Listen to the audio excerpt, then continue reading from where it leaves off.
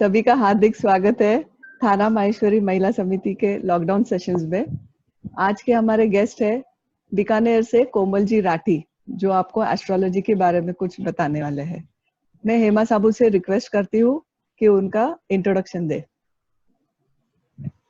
धन्यवाद धनश्री जी। हाँ, आज हमारे साथ हैं श्रीमती कोमल अभिषेक जी राठी। जैसा उनका नाम वैसा ही उनका व्यक्तित्व, कोमल, सुंदर एवं मृदुभाषी। आप मूलतः बीकानेर से हैं, आपका कार्यक्षेत्र सूरत में है। आप थाना की बेटी हैं एवं श्री जगदीश जी एवं श्रीमती मंजू जी मर्दा का गौरव हैं। आप कॉलेज में छात्र संघ की अध्यक्षा रह चुकी हैं। आपने 6 वर्ष तक टीवी एंकरिंग का भी काम किया है। शिक्षा क्षेत्र में आपने मार्केटिंग में एमकॉम किया है, एस्ट्रोलॉजी में बीए एवं इसमें आपने स्वर्ण पदक हासिल किया है। आप विगत 20 वर्षों से आप इस कार्य क्षेत्र में एक्टिव हैं। तो कोमल जी, आपका मैं हेमा साबू अपने थाना माहेश्वरी मंडल महिला समिति की तरफ से आपका बहुत बहुत स्वागत करती हूँ। या दे दिया आपका। जय श्री कृष्ण। सभी दोस्तों को, सभी दर्शकों को मेरा जय श्री कृष्ण। जैसे कि सबको बता ही दिया गया है, मेरा नाम कोमल है और आज का जो सेशन है मैं बीकानेर से ले रही हूँ। मैं ससुराल आई हुई हूँ, वैसे मैं सूरत रहती हूँ और आज हम बात करने वाले हैं एस्ट्रोलॉजी के बारे में। तो सबसे पहले तो थाना महिला मंडल का बहुत बहुत धन्यवाद कि उन्होंने ये सेशन मुझे करने के लिए इनवाइट किया। और क्योंकि थाना मेरा पियर है और लॉकडाउन पीरियड में पियर का नाम ही बहुत कुछ होता है। सही बात है। हाँ, तो मैं डबल एक्साइटेड हूँ और बहुत अच्छा लग रहा है मुझे थाना महिला मंडल से जुड़ के। तो चलिए आज का सेशन शुरू करते हैं। जैसे कि एस्ट्रोलॉजी, तो एस्ट्रोलॉजी के बारे में सब लोग इतना ही जानते हैं कि एस्ट्रोलॉजी हम कुंडली देखने की जो विद्या है उसको एस्ट्रोलॉजी बोलते हैं। उसमें 9 ग्रह होते हैं और उनकी प्लेसमेंट्स के हिसाब से आपका भाग्य डिसाइड होता है। तो आखिर एस्ट्रोलॉजी क्या है? एस्ट्रोलॉजी साइंस और मैथ्स का परफेक्ट कॉम्बिनेशन है। साइंस और मैथ्स दोनों से इतनी अच्छी कैलकुलेशंस करके हमारे लिए एस्ट्रोलॉजी यानी कि ज्योतिष विज्ञान बनाया गया है, जो 5000 साल पुराना है। ये जो 9 ग्रह हैं वो हमारे जीवन के आधारभूत है, उनके हिसाब से ही हमारा जीवन चलता है। एस्ट्रोलॉजी, एक मेन चीज एस्ट्रोलॉजी के बारे में ये है कि एस्ट्रोलॉजी हमें घर में, समाज में हमें हमारे दायित्वों का बार बार याद दिलाती है और हमें सबके साथ प्रेम से रहना सिखाती है। अब आप बोलेंगे कि ग्रहों का, परिवार और आपके दायित्व, इन सब से क्या मतलब? देखिए, बात यह है कि एस्ट्रोलॉजी में जो हमारे 9 ग्रह हैं, जिनमें से 7 तो ग्रह हैं और 2 राहु और केतु छाया ग्रह है। तो ये जो ग्रह हैं वो किसी ना किसी हमारे घर के व्यक्ति विशेष को डिनोट करते हैं और उससे संबंधित परेशानियों को आपकी कुंडली में दिखाते हैं। जैसे बहुत ही कॉमन प्रॉब्लम से शुरू करती हूँ। मेरे पास कई ऐसे क्लाइंट्स आते हैं जो मुझे कहते हैं कि सब कुछ है मेरे पास और मैं बहुत अच्छे से हर काम करता हूँ और मैं खुद मुझे ऐसा लगता है कि मैंने बहुत अच्छे से काम किया, लेकिन मुझे यश नहीं मिलता है, मुझे सम्मान नहीं मिलता है और मुझे अंदर से ऐसे फीलिंग आती है कि मैं जितना अधिकारी हूँ उतना मुझे नहीं मिलता। तो इसका क्या रीजन हो सकता है? बहुत छोटा सा रीजन है इसका। आपका जो सूर्य ग्रह है वो वीक है। अगर आप अपने सूर्य ग्रह को बढ़ा लेते हैं, उसमें और पावर भर देते हैं, तो आपके साथ ये जो प्रॉब्लम आ रही है वो नहीं आएगी। इसको कैसे किया जाए? तो सूर्य ग्रह हमारे पिता का द्योतक होता है।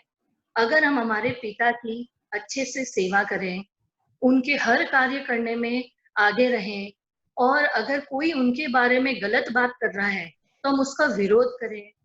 हमारे पिता को अच्छे से हम अगर संतुष्ट रखेंगे, उनका मन हमारी तरफ से आनंदित रहेगा हमेशा, तो ऑटोमेटिकली आपका सूर्य ग्रह में पावर बढ़ जाएगा। और ऐसे ही अगर आप कई लोग आते हैं बोलते हैं कि सब सुख सुविधाएं होने के बावजूद मेरा जो मन है वो हमेशा क्लेशपूर्ण रहता है, मन में कभी भी शांति नहीं होती, कभी इस प्रॉब्लम के बारे में मैं सोच रही हूँ, कभी उस प्रॉब्लम के बारे में सोच रही हूँ, मुझे मन की शांति नहीं मिलती। चाहे मेरे आसपास सभी सुख सुविधाएं हैं, पर मुझे मन की शांति नहीं मिलती। एक अच्छा परिवार है, स्टेटस है, मैं समाज में जाती हूँ आती हूँ, पर मैं मन से खुश नहीं रहती हूँ। ऐसा क्यों? तो इसका ये कारण है कि आपका जो चंद्र ग्रह है उसमें पावर कम है। तो चंद्र ग्रह के पावर को कैसे बढ़ाया जाए? फिर वही आसान सा उसका जवाब है कि चंद्र जो है वो आपकी माता का कारक है।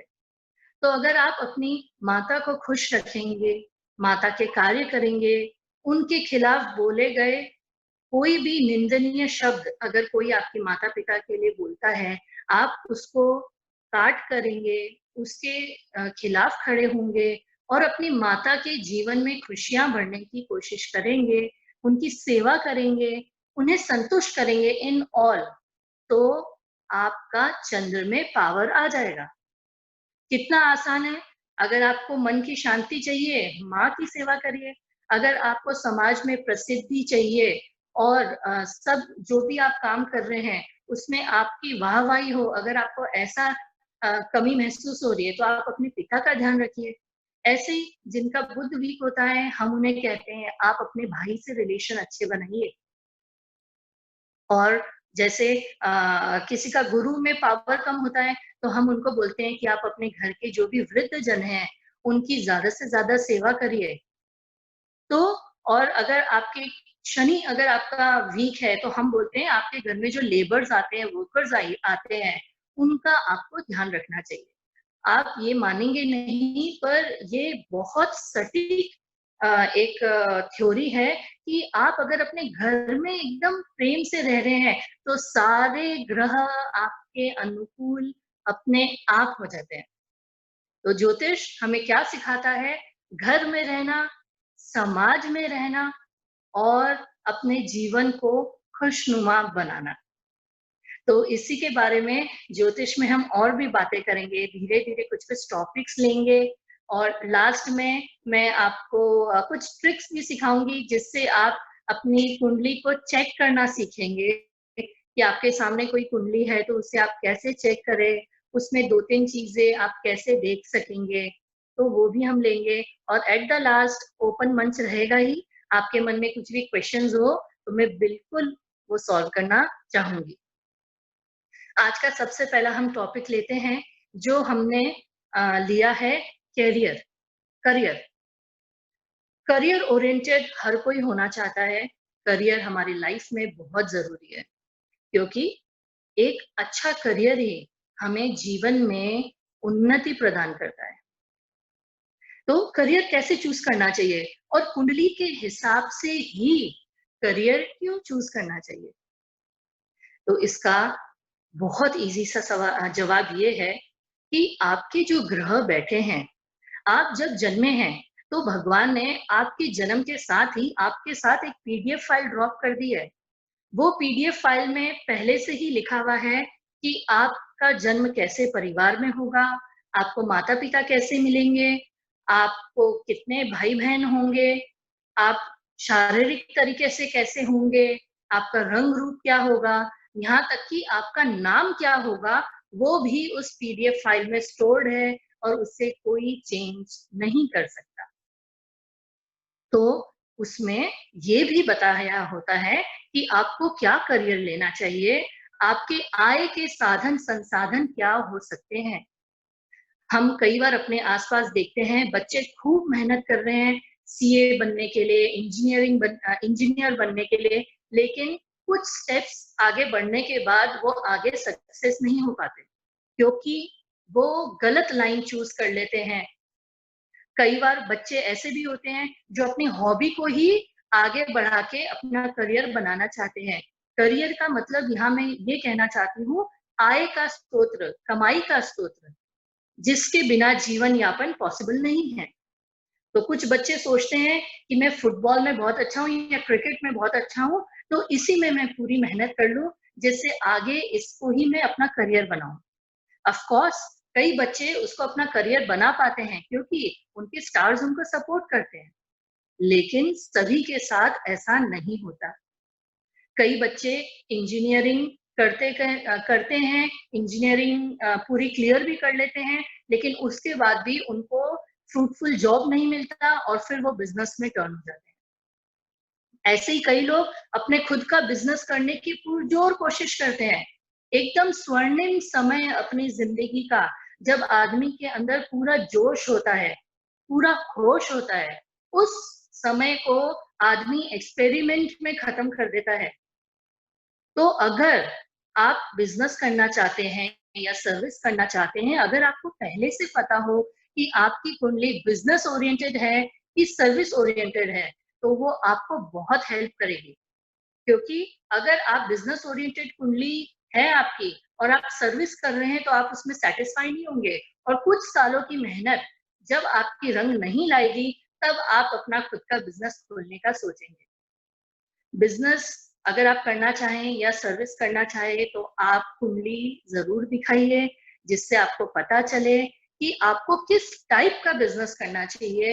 ये भी आपको आपकी कुंडली बताती है कि आप टीचर बन सकते हैं, आप इंजीनियर बन सकते हैं, या आपको मिठाई का काम करना चाहिए, या आपको नमकीन का काम करना चाहिए, कोयले का करना चाहिए, कि तेल का करना चाहिए, या आपको कपड़े का काम करना चाहिए। तो आप किससे अपनी जीवन की आजीविका कमा सकते हैं, ये हमें पता चलता है। अब देखिए, अब कोई लोगों का मेरे पास क्वेश्चन आता है कि हमारा तो बहुत अच्छा बिजनेस है और आप बोल रहे हैं हमारे बच्चे की जो कुंडली है वो सर्विस ओरिएंटेड है, तो ये कैसे होगा? फिर हमारा बिजनेस कौन संभालेगा? घबराने की बात नहीं है, बहुत छोटा सा सॉल्यूशन है इसका। अगर आपके बच्चे की कुंडली में सर्विस का योग है, तो आप अपने बिजनेस का प्रोप्राइटर उसे ना बनाएं। अगर वो प्रोप्राइटर नहीं होगा, तो वो अपने आप उस बिजनेस में एज अ सर्विस पर्सन ही है। उसे एज अ मैनेजर पोस्ट दीजिए, संभाल तो आपका ही बिजनेस रहा है वो। पर ये किंतु परंतु इतनी सी प्रॉब्लम में सॉल्व हो जाती है। अब अगर आपके 2 लड़के हैं या 3 लड़के हैं, अब आपका एक बच्चा है जो बिजनेस ओरिएंटेड कुंडली वाला है, एक बच्चा है जो आपका सर्विस ओरिएंटेड कुंडली वाला है। आपके लिए तो बहुत प्लस पॉइंट है। जो बिजनेस ओरिएंटेड कुंडली वाला बच्चा है, आप उसको ऑफिस यानी कि फ्रंट ऑफिस संभालने के लिए दीजिए। और जो सर्विस ओरिएंटेड बच्चा है, जो फैक्ट्री में काम कर सकता है, जो किसी के अंडर काम कर सकता है या किसी से काम करवा सकता है, उसे आप अपनी फैक्ट्री संभालने के लिए दीजिए। Problem solve. आपके बच्चे आपका ही बिजनेस संभाल रहे हैं, पर आपने अपने बच्चों को सही जगह पे पोस्ट कर दिया है, जिससे वो अपने जीवन का स्वर्णिम समय खराब किए बिना उन्नति पे उन्नति करते जाएं। तो ये हो गई हमारी करियर की बातें। एक सेकंड होल्ड करिएगा। तो ये थी हमारी करियर से संबंधित बातें। अब हम आते हैं पहला सुख निरोगी काया पे। तो पहला सुख होता है निरोगी काया। निरोगी रहना सबको पसंद है, स्वस्थ रहना किसे पसंद नहीं है। आपके आसपास कितनी ही सुख सुविधाएं हो जाए, पर आपके शरीर में अगर कोई व्याधि है, कोई परेशानी है, कोई बीमारी है, तो आप उस सुखों का आनंद नहीं ले पाएंगे। तो आपकी जो जन्म कुंडली है, वो आपकी कुंडली देख के कोई भी जो व्यक्ति इसकी जानकारी रखता हो बता सकता है कि आपका कौन सा अंग वीक है। आपको ये बता सकता है कि आपकी आंखें कमजोर हैं, आपके दांत कमजोर हैं, या आपके हाथ कमजोर हैं, या आपके पैर कमजोर हैं, या आपको नस से संबंधित न्यूरोलॉजिकल कोई प्रॉब्लम हो सकती है, या आपको भविष्य में पैर में लंगड़ाने की या आपको हार्ट की प्रॉब्लम हो सकती है। तो अगर हमें ये सब चीजें पहले से पता चल जाए, तो क्या हम डरेंगे? नहीं, ये डरने की बात नहीं है। देखिए, होना वही है जो होएगा, क्योंकि पीडीएफ फाइल तो उतर चुकी है, आपके जीवन में वैसे ही चलेगा। लेकिन अगर हमें पहले से पता हो कि हमारी आंखें कमजोर हैं, तो हम क्या कर सकते हैं? हम आंखों की एक्सरसाइज रोज करेंगे, हम आंखों का विशेष ध्यान रखेंगे।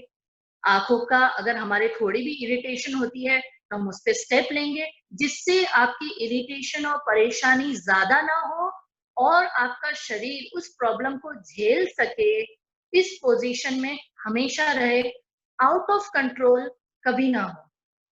ऐसे ही दांत की बात है, अगर आपको किसी ने कहा कि आपके दांत से संबंधित विकार हो सकते हैं, तो आप क्या करेंगे? आप दिन में 3 बार ब्रश करेंगे, अच्छे से मसूड़ों की मालिश करेंगे, और दांत में अगर आपको किंतु परंतु थोड़ी भी तकलीफ होगी, आप फटाफट डेंटिस्ट को दिखाएंगे, तो उससे आप अपनी चीजों को मेंटेन करेंगे।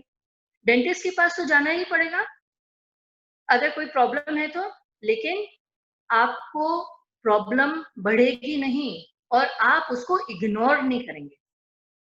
आप हमेशा कोई भी प्रॉब्लम होगी उसको ध्यान रखेंगे, और अगर आपको आपके घर में कभी किसी का पता चल जाए इस व्यक्ति को हार्ट से संबंधित प्रॉब्लम हो सकती है इस एज से इस एज के बीच में, तो आप ऐसे व्यक्ति के साथ उस टाइम पीरियड में हमेशा बने रह सकते हैं, जिससे कि अगर उन्हें प्रॉब्लम हो तो हाथों हाथ हम उन्हें हेल्प कर सकेंगे। और उस व्यक्ति को हार्ट अटैक आते अगर आएगा, तो उसको हम पहले से सिखा सकते हैं कि इसका फर्स्ट एड ये होता है, या हम उसके मोबाइल में ऐसे कोई ऑप्शन जो हमारे इमरजेंसी कॉल वाले ऑप्शंस होते हैं वो डाल सकते हैं, जिससे हमें फटाफट कांटेक्ट हो सके और हमारे भी दिमाग में रहे कि ऐसी समस्या इस समय से इस समय के बीच में आ सकती है। तो हमें कुंडली बहुत हेल्प करती है, चाहे करियर हो, चाहे हमारी हेल्थ हो, चाहे हमारी वेल्थ हो, चाहे हमारे आसपास की खुशहाली हो। हर चीज में हमारी कुंडली बहुत बहुत इफेक्ट करती है और हमें जानकारी देती है, और किसी भी चीज के बारे में जानकारी होना खराब नहीं है। किसी भी चीज के बारे में जानकारी होना बहुत जरूरी होता है, इसलिए ज्ञानी होके भी अज्ञानी नहीं बनना चाहिए। अब कई लोग बोलते हैं हमारी तो कुंडली ही नहीं है, टॉपिक खत्म। नहीं, टॉपिक यहाँ पे एक नया ही खुल जाता है। कुंडली अगर आपके पास नहीं है, तो आप प्रश्न कुंडली बनवा सकते हैं। प्रश्न कुंडली एक ऐसी विद्या है जिसके थ्रू आपके मन में जब जब भी कोई क्वेश्चन आता है, आप किसी भी जानकार व्यक्ति से अपना क्वेश्चन पूछें और वो उसका जवाब हाथों हाथ आपको देगा। इसको कहते हैं प्रश्न कुंडली। मेरे कई मित्र हैं जिन्हें प्रश्न कुंडली पूछने की जब भी जिज्ञासा होती है, कई तो ऐसे हैं जिनको रात को 2 बजे भी जिज्ञासा होती है कि मेरे मन में तो अभी ये क्वेश्चन आया है, तो इसकी प्रश्न कुंडली बनाई जाए। तो उन्हें ही मैं सजेशन देती हूँ, आप 2 बजे मैसेज ड्रॉप कर दो, मेरे इनबॉक्स में आ गया है कि 2 बजे आपके मन में प्रश्न आया था। सुबह मैं जब भी देखती हूँ उसका जवाब निकाल के उन्हें बता देती हूँ। तो प्रश्न कुंडली बहुत सटीक, एकदम सटीक जानकारी देता है, और आपकी कोई भी जिज्ञासा हो, तुरंत वाली जिज्ञासा हो, उसे शांत करता है। और तुरंत आपके अगर कोई भी प्रॉब्लम की सॉल्यूशन निकले, तो उससे तो बढ़िया कुछ हो ही नहीं सकता। तो प्रश्न कुंडली बहुत इजी है, और हम अप्रोचेबल रहते हैं, हम किसी से भी इसकी जानकारी कर सकते हैं जिसे इसका नॉलेज हो। अब जैसे मैंने कहा कि फटाफट क्वेश्चंस के जवाब हम प्रश्न कुंडली से पता कर लेते हैं, ऐसे ही हमें कई बार फटाफट मुहूर्त भी चाहिए होते हैं कि आज मुझे कुछ करना है, अब इसका मुहूर्त दिखाने का तो समय नहीं है मेरे को। अब कैसे किया जाए ये काम? पंडित जी को फोन कर रही हूँ, पंडित जी अभी नॉट रीचेबल है।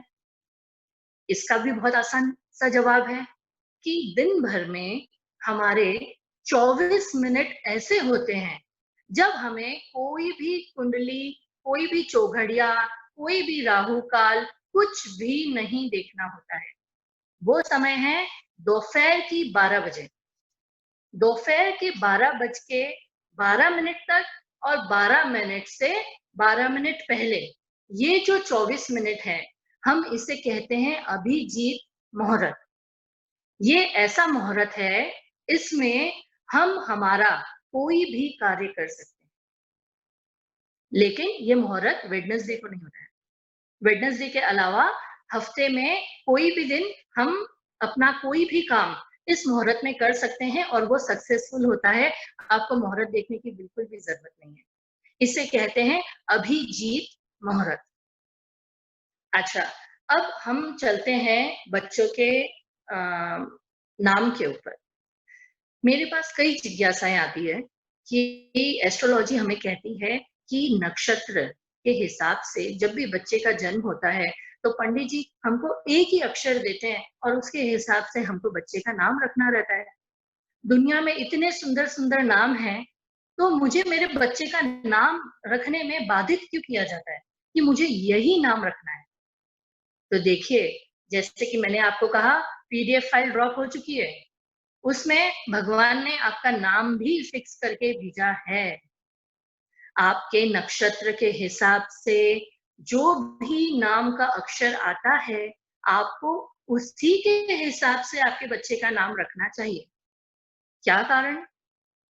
इसकी जिज्ञासा तो सबके मन में आ रही होगी कि उसी एक अक्षर के हिसाब से ही क्यों रखना है? इसका भी एक बहुत ही आसान सा जवाब है, क्योंकि आप जिस नक्षत्र में पैदा हुए हैं, आप खुद समझिए, आप जिस नक्षत्र में पैदा हुए हैं, वो आपका माता-पिता है, तो आपको जीवन भर उसके संरक्षण में ही रहना है। आप इमेजिन करिए, अगर आपके मम्मी-पापा आपके ऊपर उनका हाथ है, तो आप कितना सैटिस्फाइड महसूस करते हैं।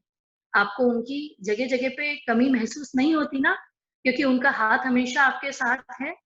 वैसे ही नक्षत्र, जिस नक्षत्र में आपका जन्म होता है, उसके हिसाब से अगर आप अपना नाम रखते हैं, तो आपकी कुंडली में जितने भी अच्छे ग्रह बैठे हैं, जितने भी अच्छे योग हैं, चाहे गज केसरी योग हो, सरस्वती योग हो, लक्ष्मी योग हो, कितने ही अच्छे-अच्छे योग बनते हैं हमारी कुंडली में, वो सब योग तभी काम करते हैं जब नक्षत्र के हिसाब से हमारा नाम रखा गया हो।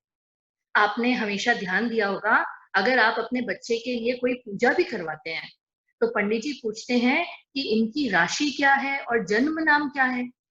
उसकी वैल्यू है तभी पूछते हैं पंडित जी।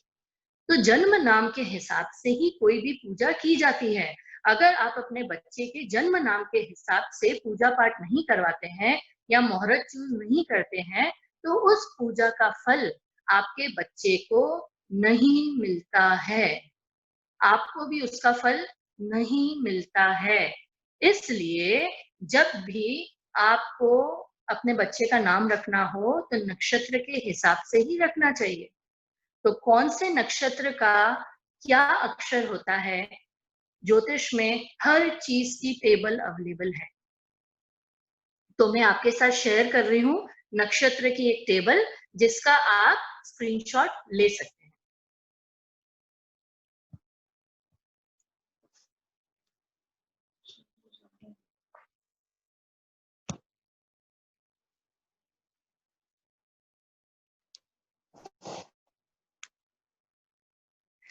तो आपके स्क्रीन पे आ गया होगा। इसमें आपको 27 नक्षत्र दिखाई जा रहे हैं और 27 नक्षत्र के सामने आपके अक्षर लिखे हुए हैं। फॉर एग्जाम्पल अगर मैं लेती हूँ कि अगर आपके बच्चे का जन्म मृगशिरा में हुआ है, अगर आपके बच्चे का जन्म मृगशिरा में हुआ है, तो मृगशिरा मतलब नंबर 5। तो मृगशिरा में जाते ही पहले चरण में आपको वे से नाम रखना है। अगर आपके बच्चे का जन्म दूसरे चरण में हुआ है तो वो से नाम रखना है।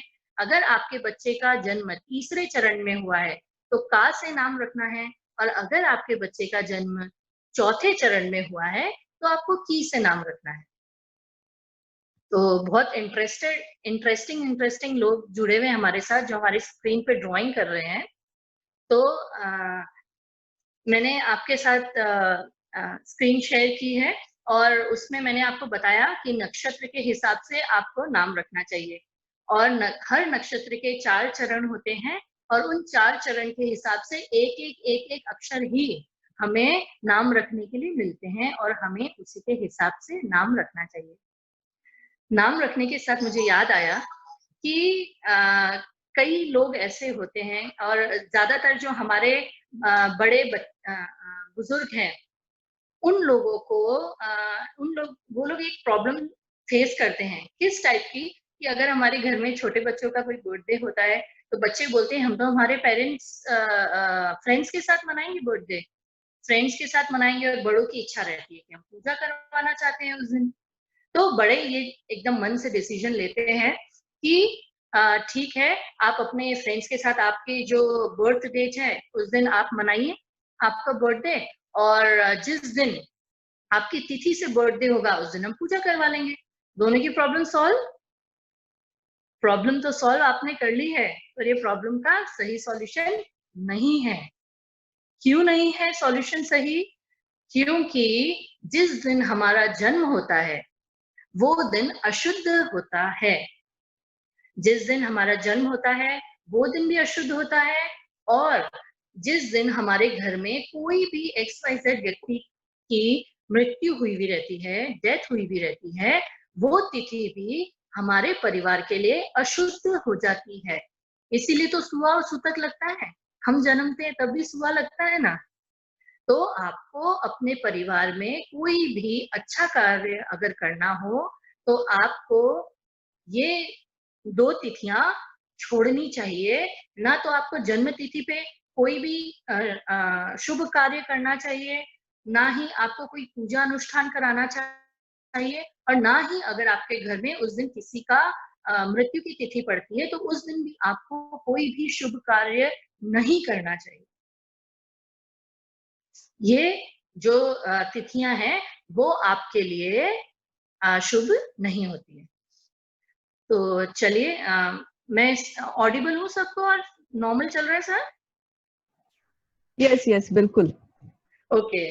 तिथि नहीं, मैं तिथि की बात कर रही हूँ, डेट की बात नहीं कर रही हूँ।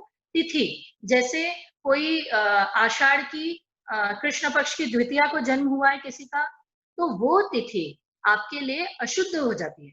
आपके घर में जितने भी व्यक्ति है उनकी जन्म तिथि और आपके घर में जितने भी बड़ों की कोई एक्सपायर हुए हुए हैं, तो जन्म तिथि और मृत्यु तिथि ये दोनों आपके लिए अशुद्ध दिन होता है। तो इस दिन पूजा पाठ न कराएं। आपके जिस दिन बच्चे का बर्थडे है उस दिन सुबह पूजा करवा लीजिए डेट वाइज, और शाम को फ्रेंड्स के साथ भेज दीजिए। तो आपको उसी दिन ये काम कर लेना चाहिए, या आगे पीछे मैनेज करना चाहिए।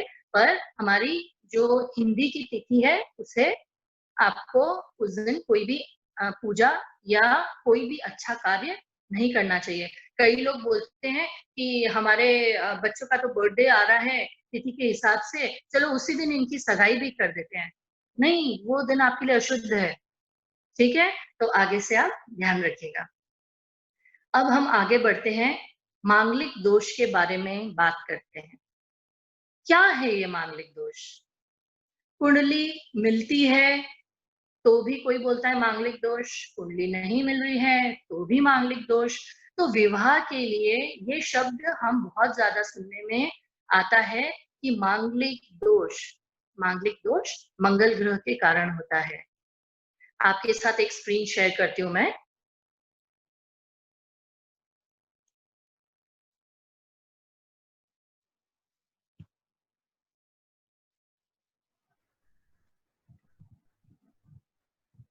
नॉर्मली जो भी ज्योतिष का थोड़ा बहुत भी जानकारी रखता है तो वो हमें बोलता है कि देखिए इन इन भागों में, इन ब्लॉक्स में अगर मंगल है ना, तो भाई तेरे तो बच्चे के मांगलिक दोष है, तो सोच समझ के कुंडली मिला के ही शादी करना। होता है कि नहीं? और कई जैसे हमारे साउथ में मंगल दोष सेकेंड हाउस में भी अगर मंगल होता है तो उस दिन भी हम उसको उसे भी हम लोग मांगलिक मानते हैं। पर देखिए ये सही नहीं है। जैसे प्रॉब्लम्स की कमी नहीं है वैसे सॉल्यूशंस की भी कमी नहीं है। और जो आजकल लोग एस्ट्रोलॉजिकल एप्स पे जाते हैं, बोलते हैं भाई पूरे ग्रह नहीं मिले, पूरे ग्रह नहीं मिले तो आप विवाह ये उपयुक्त नहीं है, या इसमें ये दोष है तो ये विवाह उपयुक्त नहीं है। ऐसे ना करें। जिन्हें इस बारे में जानकारी है उसी से आप इसकी जानकारी लें और उनसे कंसल्ट करें। क्या रीजन है? जैसे कि आपकी कुंडली में मंगल दोष होता है तो उसके बहुत सारे परिहार भी होते हैं कि मंगल किसके साथ बैठा है, मंगल किसको देख रहा है, मंगल कितने पावर में है, क्या मंगल अस्त तो नहीं है, क्या मंगल वक्री तो नहीं है। अब इस इतनी जानकारी तो हर किसी को नहीं होती और ना ही कोई एस्ट्रोलॉजिकल ऐप को इतनी सारी जानकारी हो सकती है, क्योंकि 5000 साल पुराना ये जो हमारा विज्ञान है इसमें अनगिनत बुक्स है और उनको सबको स्टोर एक ऐप नहीं कर सकता। ऐप में सिंपल सा फिट हुआ हुआ रहता है, इन भाग में अगर मंगल है तो आप मांगलिक लिख दीजिए, ये बिल्कुल गलत है। मंगल के परिहार होते हैं। ऐसी कई कुंडलियां मेरे पास आती हैं जिनमें मंगल दोष होता ही नहीं है और उनकी जीवन साथी को चुनने का जो प्रोसीजर है उस कारण स्लो हुआ हुआ रहता है कि वो मांगलिक कुंडली ढूंढ रहे हैं। तो ये चीज बिल्कुल सही नहीं है। अब देखिए, हम दोषों की भी अगर बात लें तो कई लोग बोलते हैं फलाने की कुंडली में तो नाड़ी दोष है, हम विवाह नहीं करेंगे। फलाने की कुंडली में तो गण दोष है, हम विवाह नहीं करेंगे। या फलाने की कुंडली में भ्रकुट दोष है। ये 3 शब्द आप जिनके घर में शादी होने वाली है, जिनके शादी करने लायक बच्चे हैं, उनके घर में ये 3 शब्द बहुत डांस करते होंगे, गण दोष, भ्रकुट दोष, नाड़ी दोष। तो अगर आप वैश्य हैं, क्योंकि आज जो हम लोग जिस लिंग से बात कर रहे हैं हम लोग सभी वैश्य ही हैं, तो हमें सिर्फ भ्रकुट दोष मान्य होता है। अगर मैच मेकिंग में हमें गण दोष या गण दोष अगर है या नाड़ी दोष है तो वो हमें मान्य ही नहीं होता, सिर्फ भ्रकुट दोष हमें मान्य होता है। और भ्रकुट दोष के भी 2-3 अलग तोड़ है। अगर वो आपकी कुंडली में है तो हमें भ्रकुट दोष भी मान्य नहीं होता है। तो आज के बाद मैं ये चाहूंगी कि जो भी मुझे सुन रहे हैं, अगर आपके घर में शादी लायक बच्चे हैं और कुंडली आप कंप्यूटर पे मिला रहे हैं और उसके कारण यस और नो हो रहा है, तो ऐसे ना करे। जो इसका ज्ञान रखता हो उससे आप जरूर कंसल्ट करें।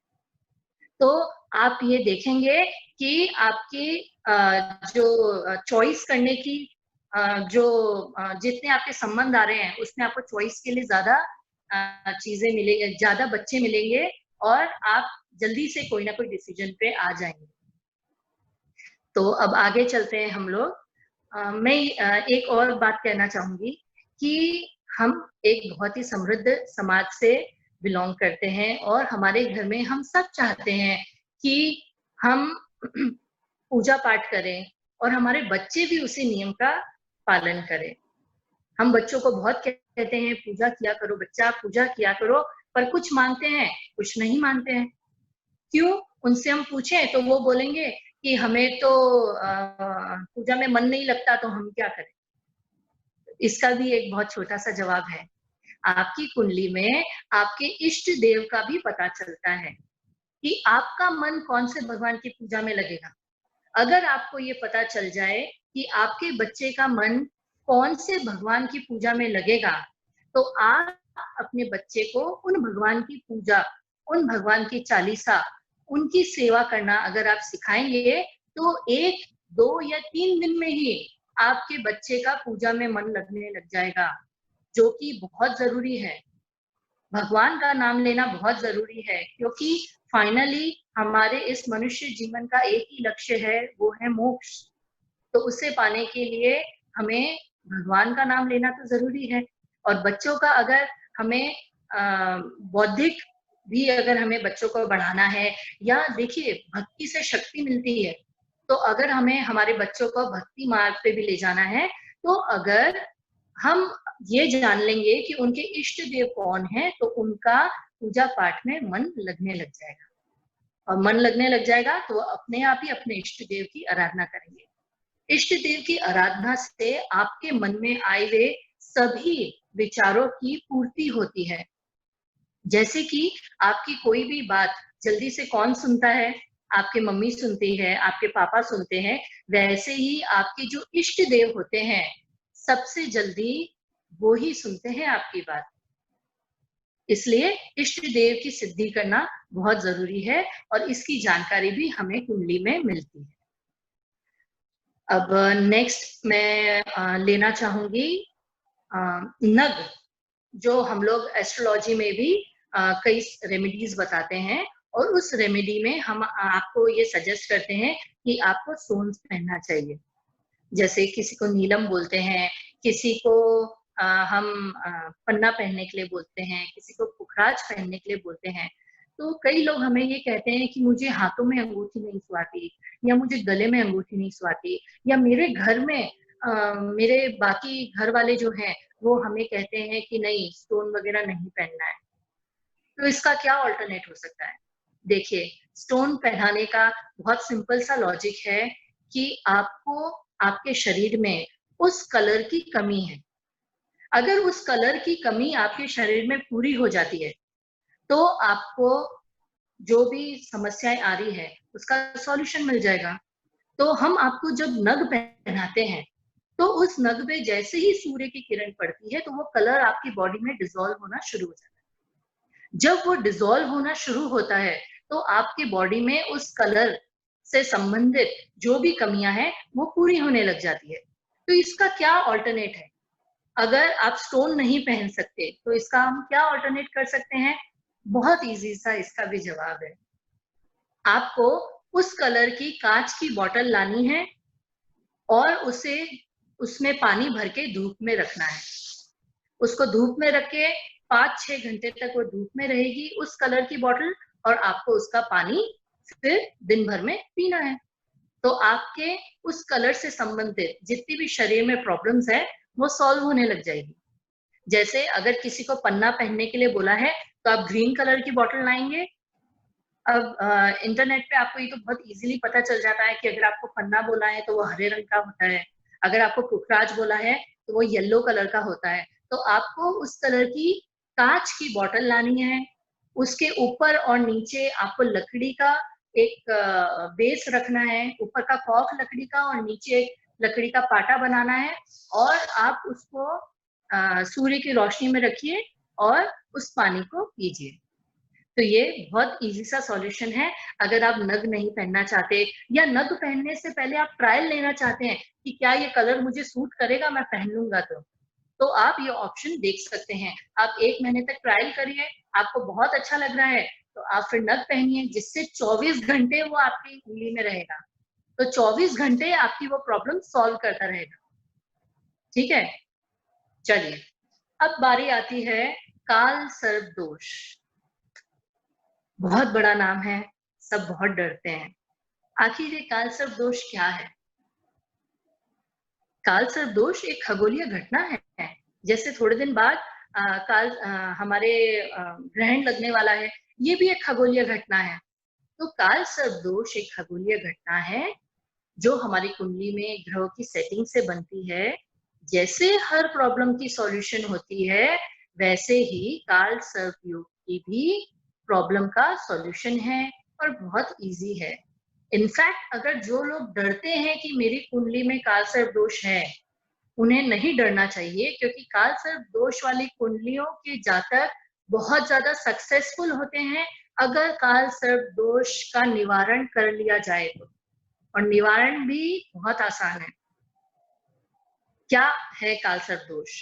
देखिए, ये एक राक्षस था जिसने अमृत पी लिया था और समुद्र मंथन के समय मोहिनी रूप में विष्णु भगवान ने इसका गला काट दिया था। तो जो गला है वो है राहु और जो नीचे का हिस्सा है वो है केतु। तो जो हमारे शिव जी के ऊपर सर्प रहता है उनका मुंह है राहु और जो पूंछ है वो है केतु। तो हम जब भी शिवालय जाए, हम जब भी शिव जी की पूजा करने जाए तो आपको इस चीज का भी ध्यान रखना चाहिए कि जैसे आप पूरे शिव परिवार पे जल और दूध अर्पित करते हैं, वैसे आपको सर्प के मुंह पे अलग से और पूंछ पे अलग से दूध और पानी अर्पित करना चाहिए। और काल सर्प योग की जैसे ही आप कोई भी पूजा करवा लेते हैं या सॉल्यूशन करवा लेते हैं किसी भी ज्ञानी व्यक्ति से, तो आपके जीवन में उन्नति डबल ट्रिपल चौबल होने लग जाएगी। क्योंकि काल सर्प योग के जातकों में ये देखा जाता है कि वो कोई भी कार्य करते हैं तो सफल नहीं होते। आपको ऐसा लगता है कोई हमें नीचे से खींच रहा है, आप जितने भी प्लान्स बनाते हैं आप 99 तक जाके बैकआउट कर जाते हैं। तो ये कालसर्प दोष की कुंडलियों में दोष होता है, पर इसका निवारण बहुत आसान है।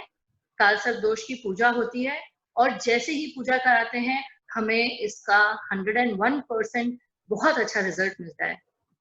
कालसर्प योग की कुंडली मैं आपके साथ शेयर कर रही हूँ, उसके साथ ही जो छोटी छोटी ट्रिक्स मैं आपको सिखाना चाहती हूँ वो भी अब मैं शुरू कर रही हूँ। आप ध्यान से इन ट्रिक्स को देखिए, जिससे आप अपनी जितनी भी प्रॉब्लम्स है वो सब सॉल्व करने में आसानी रहेगी आपको। तो चलिए स्क्रीन शेयरिंग शुरू करती हूँ। सबसे पहले कालसर्प दोष आपकी कुंडली में कैसे देखा जाए वो मैं आपको सिखा रही हूँ।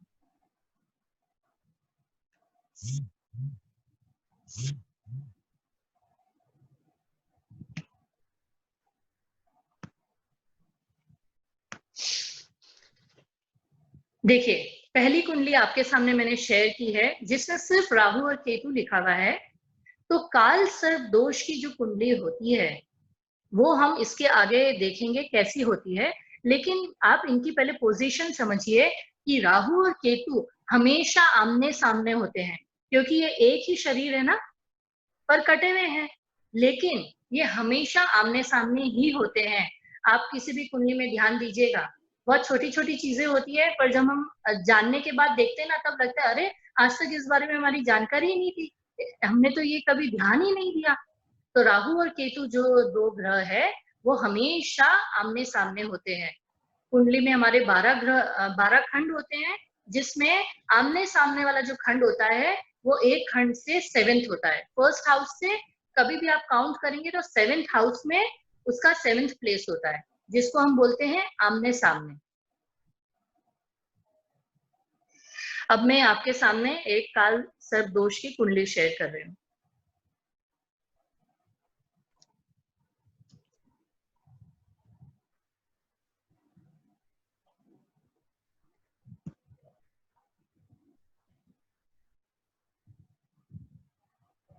नहीं, ये कुंडली नहीं है।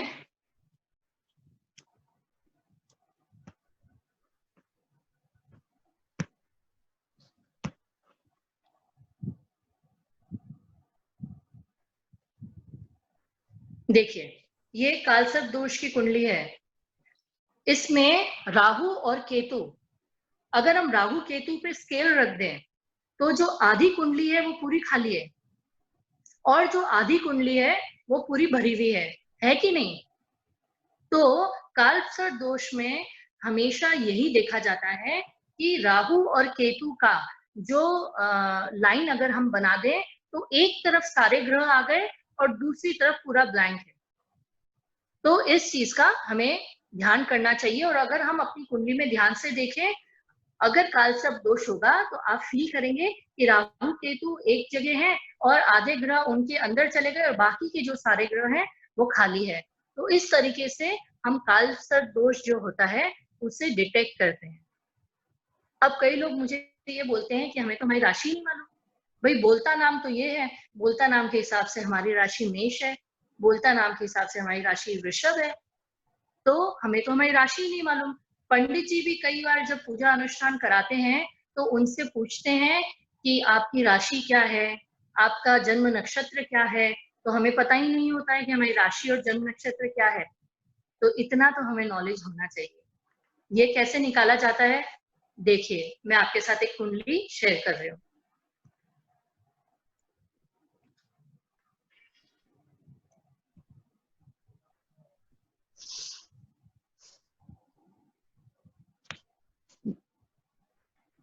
देखिए, इस कुंडली में 1 से लेके 12 तक नंबर्स लिखे हुए हैं। अब आपकी कुंडली में जो चंद्र ग्रह है वो कौन से नंबर पे बैठे हैं, उस हिसाब से आपकी राशि का नाम पता चलता है। जैसे अगर आपका चंद्र 1 नंबर पे बैठा है तो आपकी राशि हुई मेष। वैसे ही अगर आपका चंद्रमा 4 नंबर पे बैठा है तो आपकी राशि क्या हुई, कर्क। अगर आपका चंद्रमा मानिए 7th नंबर पे बैठा है तो आपकी राशि क्या हुई, तुला। तो अगर आपको अपनी राशि पता करनी है तो बहुत आसान है, आपको सिर्फ इतना करना है कि आपका चंद्रमा आपकी जन्म कुंडली में कौन से नंबर पे बैठा है, वो आप देखिए और उसके हिसाब से आपको पता चल जाएगा कि आपकी राशि क्या है। और राशि के लिए एक मैं आपको और शेयर कर रही हूँ स्क्रीन, कि राशि के लिए जो हमारे ग्रह होते हैं वो ग्रह हमेशा लाइन से ही चलते हैं। तो अगर 1 नंबर राशि है तो वो क्या होगी, वो मेष ही होगी। और अगर हमारी 2 नंबर राशि है तो वृषभ होगी। ये भी आप अपने स्क्रीनशॉट ले सकते हैं। ये हमारी राशियों का क्रम है कि पहली मेष होती है, दूसरी वृषभ होती है, तीसरी मिथुन होती है, चौथी कर, सिंह, कन्या, तुला, वृश्चिक, धनु, मकर, कुंभ, मीन, ऐसे ही चलता है।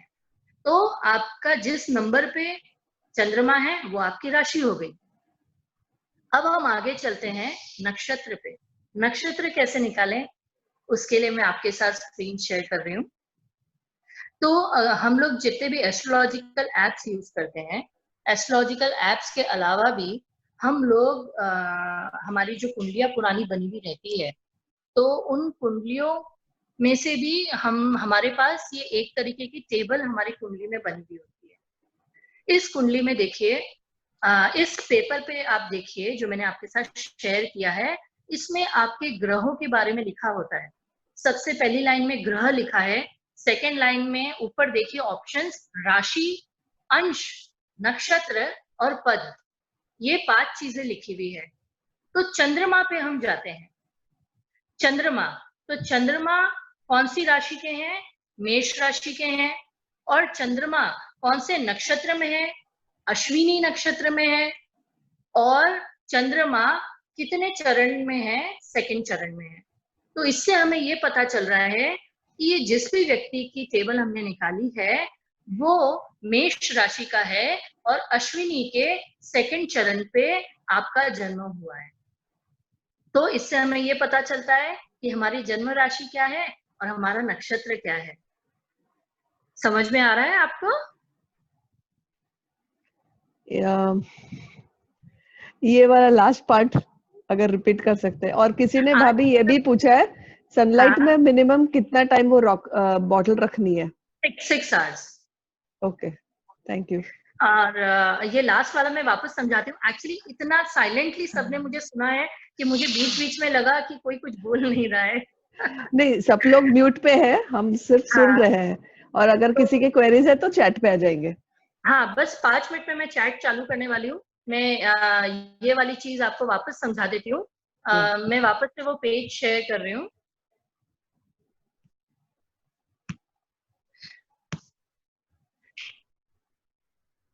देखिए, इस टाइप की जो टेबल है वो आपके अगर आप एस्ट्रोलॉजिकल ऐप से अगर आप खोलते हैं ना, तो उसमें आपको ये 3rd-4th पेज पे ऑप्शन मिलता है जिसमें आपको ग्रह की स्थिति ऊपर लिखा होता है, ग्रह स्थिति, उसमें ये टेबल आपकी खुलती है। और अगर हाथ से बनी हुई भी आपकी कुंडली है ना, तो आपको उस कुंडली में भी आपके पंडित जी द्वारा बनाया हुआ ये टेबल जरूर मिलेगा।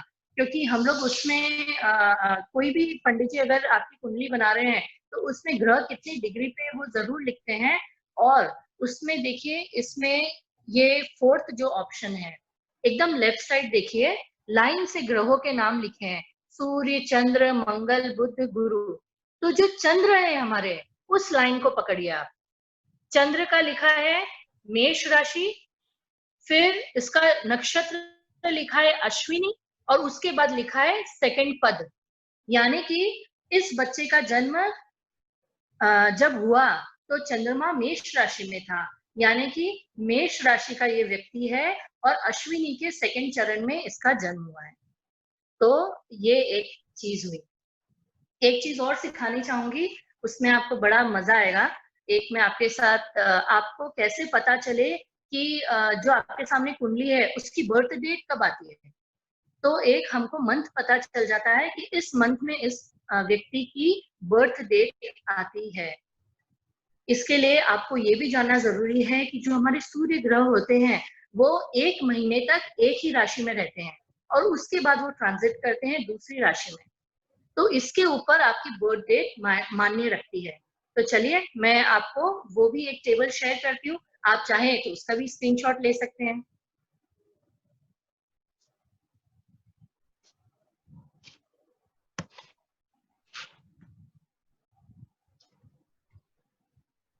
आपके सामने ये एक कुंडली जैसा फिगर आया है, जिसमें देखिए लाइन से 1 2 3 4 5 6 7 8 9 10 11 12 बॉक्सेस बने हुए हैं। तो आपको आपकी कुंडली में क्या देखना है कि आपके सामने कोई भी कुंडली आए तो उसमें क्या देखना है कि अगर उसके कुंडली में सूर्य ग्रह 4 नंबर पे बैठे हैं तो निश्चित है कि उनका बर्थ डेट 15 जुलाई से 15 अगस्त के बीच में ही होगा। और अगर किसी की कुंडली में सूर्य 10th नंबर पे बैठे हैं तो आप निश्चित होके ये बोल सकते हैं कि इस व्यक्ति का बर्थ डेट 15 जनवरी से 15 फेब के बीच में ही होगा। तो ये कितना इजी है। ये सब जो छोटी छोटी ट्रिक्स होती है ये हमें बहुत यूजफुल होती है उस समय जब आपके सामने कोई शादी के लिए कुंडली मिलाने आते हैं। कई लोग ऐसे भी होते हैं जो कुंडली में ग्रहों को चेंज करके आ जाते हैं जिससे कि कुंडली जल्दी से मैच हो जाए, अगर उनके पास पहले से लड़का या लड़की की कुंडली होती है। तो उस समय इन सब चीजों को क्रॉस वेरिफिकेशन करके हम ये पता लगाते हैं कि क्या सामने वाला जो कुंडली लाया है वो सही है। तो कुंडली से हम बहुत कुछ जान सकते हैं, हेल्थ, वेल्थ, प्रॉस्पेरिटी सब कुछ हमें कुंडली दे सकती है, वो भी बहुत छोटी छोटी रेमेडीज के साथ। और ये ज्योतिष शास्त्र हमें बहुत कुछ सिखाता है। अब मैं ओपन हूँ फॉर द क्वेश्चंस। आप जो भी क्वेश्चंस पूछना चाहते हैं मैं उनके अब जवाब देना चाहूंगी। थोड़ा आप चैट पढ़ लेंगे, कुछ कुछ उस पे भी पूछा है, उसके बाद अगर किसी को पूछना है तो I can open. Okay okay okay इन्होंने लिखा है विच एस्ट्रोलॉजी ऐप इज गुड। मैं एस्ट्रो सेज यूज करती हूँ, ASTRO, एस्ट्रो SAGE। उस पे जितने भी चार्ट्स वगैरह खुलते हैं तो बहुत अच्छे खुलते हैं। अगर आपको कुंडली का थोड़ा बहुत भी नॉलेज है तो आप बहुत आसानी से इस ऐप के थ्रू काम कर सकते हैं। और बॉटल पूरी भरनी है या 3/4 पूरी ही भरिए, एक नहीं 2 बॉटल 3 बॉटल 4 बॉटल रखिए। अगर आप धूप में रखा हुआ गर्म पानी पी सकते हैं तो आप जितनी बॉटल रखें। हमें तो उस बॉटल में जितना भी पानी है उसमें वो कलर इकट्ठा हो गया है, हमें वो कलर पी के हमारे बॉडी में उस कलर की कमी पूरी करनी है। तो आप जितना पानी रखना चाहें आप रख सकते हैं और 6 आवर्स तक मिनिमम आपको रखना चाहिए। रेनी सीजन में बॉटल के पानी को कैसे करें? देखिए रेनी सीजन में जब सूर्य आ रहे हैं तो ठीक है, और नहीं आ रहे हैं तो इसका कोई ऑप्शन नहीं है। इसीलिए तो हम लोग स्टोन्स पहनने की सजेशंस देते हैं कि जब आप स्टोन्स पहन के रखते हैं तो आपके जो भी कलर की कमी होती है वो जल्दी से पूरी हो जाती है। तो क्योंकि वो स्टोन्स जो होते हैं वो 24 घंटे आपके साथ रहते हैं और आप पानी पी रहे हैं तो धीरे धीरे, जैसे ग्लूकोज की बोतल धीरे धीरे धीरे असर करती है आपकी बॉडी में, वैसे पानी असर करेगा पर धीरे धीरे धीरे करेगा, है ना। और अगर आप दवाइयों के सप्लीमेंट्स ले लेते हैं और एक साथ उस कमी को पूरी कर लेते हैं, आपने अगर स्टोन पहन लिया तो वो आपकी कमी पूरी होना जल्दी से जल्दी चालू हो जाती है। There is a trend going on these days कि माता पिता के अक्षर को मिलाकर बच्चे का नाम रखना चाहिए। तो इस इशू को कैसे सॉल्व किया जाए, मैंने आज आपको बहुत अच्छे से बताने की कोशिश की है कि माता पिता का नाम जोड़ के आप बहुत मन से नाम रखते हैं। ठीक है, मैं ये नहीं कहूंगी कि आप गलत हैं, आप भावनाओं के हिसाब से सही हैं, लेकिन एस्ट्रोलॉजी के हिसाब से आप गलत हैं। अगर माता पिता का नाम जुड़ के जो इस बच्चे का पहला अक्षर आ रहा है उस हिसाब से अगर आप कोई नाम रखे तो बढ़िया है, क्योंकि मन की भावनाएं तो आपके मन में रह जाएगी और बच्चे के साथ पूरा जीवन तो उसका नाम ही चलने वाला है जो उसको हर चीज के लिए इफेक्ट करेगा। अगर जन्म अक्षर के नाम से नाम नहीं रखा गया है तो क्या करें? अब इसका क्या सॉल्यूशन है? देखिए, अगर आपका बच्चा 10th क्लास से छोटा है तो बहुत अच्छा इसका उपाय है। 10th क्लास में हम लोग अपने बच्चे का नाम चेंज कर सकते हैं। गवर्नमेंट इसकी ऑप्शन हमें देती है। 10th क्लास की जो मार्कशीट में नाम लिख दिया जाता है वो फाइनल होता है। और इसके अलावा भी अगर आप अपने बच्चे का नाम चेंज करना चाहते हैं तो एफिडेविट करके अगर आप अपने बच्चे का नाम चेंज करते हैं तो उसका भी फायदा होता है। और आजकल तो न्यूमरोलॉजी के हिसाब से या कोई भी होते हैं, तो अगर कोई इजी सा अक्षर है, के हो गया या एन हो गया, तो आजकल साइलेंट नेम भी आगे डाल देते हैं, के डाल देते हैं, एन डाल देते हैं, लेकिन नक्षत्र के हिसाब से ही नाम होना चाहिए, तो आपको लाइफ में मजा आने लग जाएगा।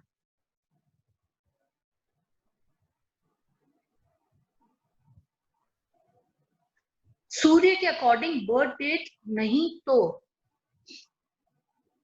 सूर्य के अकॉर्डिंग बर्थ डेट नहीं, मैं ये बात आपकी समझी नहीं कि आप क्या बोलना चाहते हैं। मैरिज के लिए कुंडली मिलाना जरूरी है क्या? डेफिनेटली आपको कुंडली मिलानी चाहिए। इतनी अच्छी साइंस है हमारे पास कि आप दो व्यक्तियों के विचारों को मिला सकते हैं, उनमें प्रेम कितना है वो पहले से पता कर सकते हैं। तो आप कुंडली क्यों नहीं मिलाना चाहते? अगर आप कुंडली मिला लेंगे तो उनकी शादी के बाद जो आजकल तो बहुत प्रॉब्लम होने लग गई है, जो डिवोर्सेस होने लग गए हैं या बच्चे परेशान रहते हैं एक दूसरे के साथ, तो वो प्रॉब्लम नहीं होगी।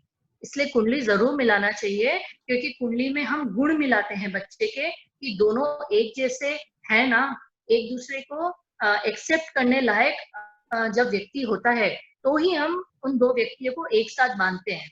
अगर एकदम ही अपोजिट हो जाएंगे और एक दूसरे को एक्सेप्ट नहीं करेंगे तो फिर मुश्किल है। इन्होंने एक क्वेश्चन पूछा है, सूर्य ग्रहण का राशि पर क्या प्रभाव पड़ता है? सूर्य ग्रहण का राशि पर बहुत प्रभाव पड़ता है। और देखिए 2-3 दिन बाद जो ग्रहण है वो सूर्य ग्रहण है मिथुन राशि पे। तो मिथुन राशि के जो व्यक्ति है, मिथुन राशि यानी कि जिनकी कुंडली में चंद्रमा 3 नंबर पे है, 3rd नंबर पे, तो मिथुन राशि के जो भी लोग हैं वो सबसे ज्यादा इसमें प्रॉब्लम में आएंगे। इनफैक्ट अभी से ही उनके लाइफ में प्रॉब्लम्स शुरू हो गए होंगे, क्योंकि जैसे कि सूर्य और चंद्रमा है, सूर्य चंद्रमा हमारे प्राण है, सूर्य हमारा प्राण है और चंद्रमा हमारा मन है। तो जब हमारे सूर्य या चंद्रमा पे कोई संकट आएगा तो उसका हमें फर्क तो पता चलेगा ही। तो अभी जो आ रहा है ग्रहण वो मिथुन राशि पे आ रहा है, तो जो मिथुन राशि के लोग हैं उनको बहुत ध्यान रखना चाहिए। और हमारे घर में भी आसपास अगर हम जानते हैं कि हमारे घर में मिथुन राशि का कोई व्यक्ति है तो हमें उसका ध्यान रखना चाहिए। किस तरीके से ध्यान रखना है? लगने उड़ने वाली नहीं है, उस व्यक्ति का मेंटल लेवल जो है वो अभी कंफ्यूज चलेगा, वो कोई अच्छा डिसीजन नहीं दे पाएगा या छोटी छोटी बात पे इरिटेट हो जाएगा, क्योंकि उसकी जो चंद्रमा है वो बहुत ज्यादा उथल पुथल मचा रही है अभी। इसलिए आपके घर में अगर कोई भी मिथुन राशि का व्यक्ति है तो उससे कंफर्टेबल जोन देने की कोशिश करिए।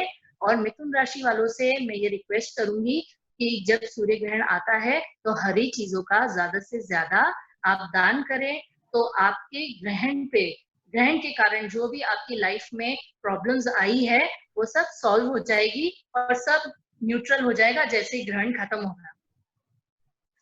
मैंने लगभग सभी क्वेश्चंस के जवाब दे दिए हैं। एक सेकेंड, बहुत सारे आ गए क्वेश्चन उसके पास, एक मिनट। काल सर्प की पूजा कितनी बार करना पड़ता है? देखिए काल सर्प योग की जो पूजा है वो हमारे नासिक में होती है, तो नासिक में आप जाके काल सर्प योग की पूजा करा सकते हैं। कई बार एक ही बार कराने से आपको उसका फल मिल जाता है, कई बार 3 बार भी करानी पड़ती है। और बहुत इजी सा प्रोसीजर है इसका। आप नासिक जाइए और काल सर्प योग की पूजा करवा सकते हैं। और कभी भी नासिक नहीं पहुंचना है आपको, आप नासिक में भी काल सर्प योग की पूजा के कुछ विशेष मुहूर्त होते हैं। महीने में 3-4 दिन ही ये पूजा होती है, तो वहां आपको पता करना पड़ेगा और उसकी पूजा करवानी पड़ेगी। और पूजा करवा लीजिएगा। अगर काल सर्प योग है तो अब आपको देखना तो आ ही गया है कि काल सर्प योग कैसे देखते हैं, तो पूजा कराने से आपकी जिंदगी में पंख लग जाएंगे। किसी ने पूछा लव मैरिजेस के बारे में। बच्चे अपने आप ही अपनी पसंद से अपना सोलमेट ढूंढ लेते हैं। How can we match the kundli then? If at all matched and the kundli isn't matching, then what to do in case of love marriage? देखिए लव मैरिजेस के केसेस में हम लोग ये देखते हैं कि कुंडली मैच नहीं हो रही है। और अभी तक जो हमारे घर के ट्रेंड चल रहे हैं उस कारण हमारे मम्मी पापा बहुत परेशान होते हैं जो कुंडली मिलाना चाहते हैं। इसमें देखिए थोड़ी सी घबराने की बात है, जो छोटे से सॉल्यूशन के बाद सॉल्व हो जाएगी। आप किसी भी एस्ट्रोलॉजर को उनकी कुंडली दिखाइए, उस कुंडली में क्या क्या दोष के कारण मैच नहीं बैठ रहा है, उन दोष की पूजा करवा लीजिए। जैसे ही उन दोषों की पूजा हो जाएगी, आपका मन भी सेटिस्फाइड और बच्चों का जीवन भी खुशनुमा बना रहेगा। ओके, मंगल दोष कैसे कम करें? देखिए, मंगल दोष की भी पूजा होती है, कहीं भी पंडित जी मंगल दोष की पूजा करवा देते हैं, लेकिन सबसे बेस्ट और एकमात्र जगह अगर मैं कहूँ तो मंगल दोष की पूजा होती है उज्जैन में। उज्जैन में मंगलनाथ मंदिर है, वहां जाके मंगल दोष की पूजा होती है। अगर आपको कोई भी सजेस्ट करता है कि आपका मंगल में पावर नहीं है या मंगल आपका कुछ ज्यादा ही पावर का है, जो आपको एक गुस्सैला और बहुत ही खड़ूस टाइप नेचर का बना रहा है, तो आपको उज्जैन जाके मंगल पूजा की शांति करनी चाहिए। उसके अलावा जैसे कि मैंने स्टार्टिंग में बताया था, आपको अपने भाइयों से बहुत प्रेम रखना चाहिए, तो अपने आप मंगल ग्रह के जो भी नेगेटिव पावर्स है धीरे धीरे ठीक हो जाएंगे। कुंडली इम्पोर्टेंट है क्या करियर चूज करने में? देखिए, इम्पोर्टेंट हर चीज होती है, आपके आसपास या आपके ऊपर जो लाइट और फैन है वो भी इम्पोर्टेंट है। तो कुंडली तो ऐसी चीज है जो भगवान ने आपके साथ भेजी है कि आपके जीवन का यही एक खांचा है, इसमें आपके बारे में A to Z जानकारी है। तो अगर वो आपको जानकारी पहले से पता चल जाए और आप उसी सीढ़ी को चढ़े जो आपको उन्नति की तरफ ले जाए, तो कितना मजा आएगा, क्योंकि आपको और कोई सीढ़ियां चढ़ के थकना नहीं पड़ेगा, आप डायरेक्ट उन्हीं सीढ़ियों पे चढ़ेंगे जो आपको प्रगति की तरफ ले जाएगा। Okay, what is difference between राशि एंड सनशाइन? देखिए, राशि और सनशाइन में क्या डिफरेंस है। आपकी कुंडली में राशि यानी कि चंद्र जहां बैठे हैं वो है मून साइन, राशि जन्म राशि, और सूर्य जहां बैठे हैं वो है सनशाइन। मैंने अभी जो आपको टेबल सिखाई है, सनशाइन पता करना आपको आसान हो गया ना। 1 मंथ तक सूर्य एक ही जगह पे रहता है और चंद्रमा जो है वो सिर्फ 2.25 दिन में चेंज हो जाता है। इसीलिए चंद्रमा पे ग्रहण आता है तो हम पे बहुत ज्यादा उसकी तकलीफ आती है, क्योंकि चंद्रमा सबसे ज्यादा क्लोज है हमारे। और मैं ये भी कहना चाहूंगी, कई लोग अपनी राशि जो है सनशाइन के हिसाब से बताते हैं। पूजा पाठ में भी पंडित जी को अपनी राशि सनशाइन के हिसाब से बताते हैं, विच इज रॉन्ग। आपको मून साइन के हिसाब से राशि का ध्यान कर लेना चाहिए। ओके, शनि के 7.5 में क्या करें? शनि की अगर 7.5 लगी है तो आप बहुत लकी हो। लकी कैसे? शनि भगवान जो है वो है धर्मराज। आपने अपने जीवन में जितने भी पुण्य और पाप किए हैं, आपको उन 7 साल में बस वो ही फील करना है। और शनि की जो 7.5 होती है उसको 3 पार्ट्स में डिवाइड किया जाता है।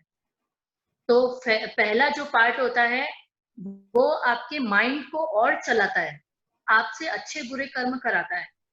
जो सेकंड पार्ट होता है वो आपने जो गलत कर्म किए हैं ना उनकी सजा देता है। और जो थर्ड पार्ट होता है वो आपको आपके अच्छे कर्मों के पुण्य देता है।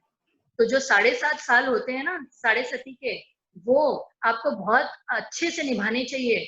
जो पहले के 2.5 साल है उसमें बहुत पुण्य करना चाहिए, और जो भी पाप किए हैं उसके बारे में माफी मांग लेनी चाहिए और उससे संबंधित पूजा पाठ करा लेना चाहिए, जिससे आपके नेक्स्ट की जो 5 साल है वो बहुत अच्छे से जाएंगे।